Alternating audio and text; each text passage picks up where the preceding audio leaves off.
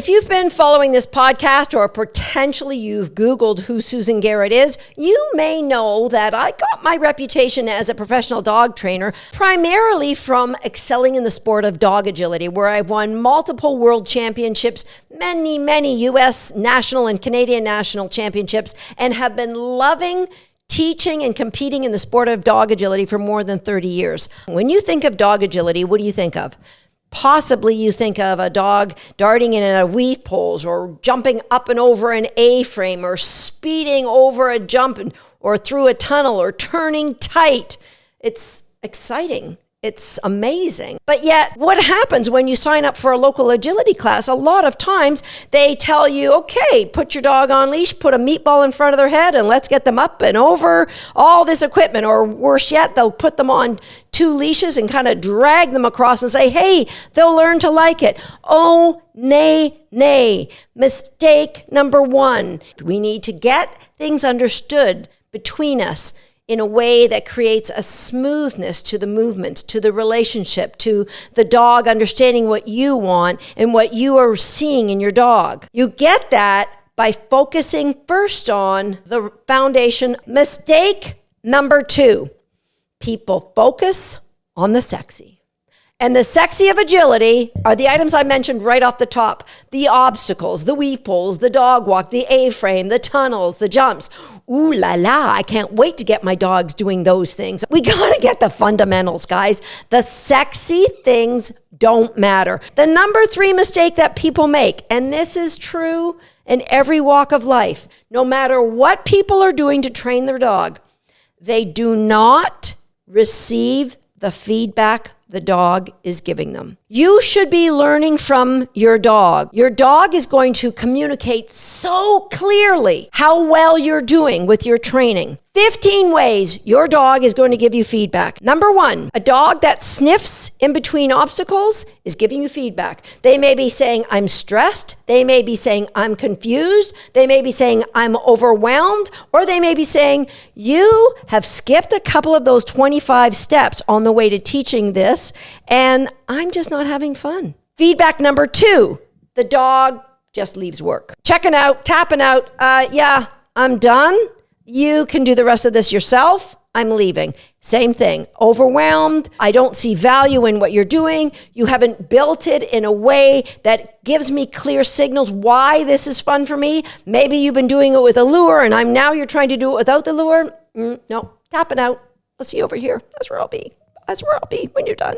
Number 3, the dog's jumping on the person as they're trying to go from obstacle to obstacle. The dog is jumping on you going, oh, hey, don't have a freaking clue what we're doing here, pal. You might want to take a few steps back. Come listen to this podcast Susan Garrett did, because we got a problem here, Houston. So if the dog is jumping at you when you're trying to train them in the sport of agility, it's feedback. Take the feedback. It's the best thing you can do for your dog. Take their feedback. Number 4 thing, nipping. If a dog jumps up at you and nips as you try to point them to go somewhere, feedback. You know, there's only so many things our dogs can do. They can't write us a letter. They can't get on their computer and send us a text, but they can give us feedback with their body and their voice and their actions. And this is what they're doing. This is their communication tool. We need to absorb it, take it in, and take action on their coaching us about how good a job we did coaching them. Number 5, a lot of dogs, they'll get up near obstacles and they start spinning. The spinning, same thing. I don't know what's going on here. I'm too excited. I don't really know what my job is. I don't know what you're trying to say to me. I'm crazy. This is crazy.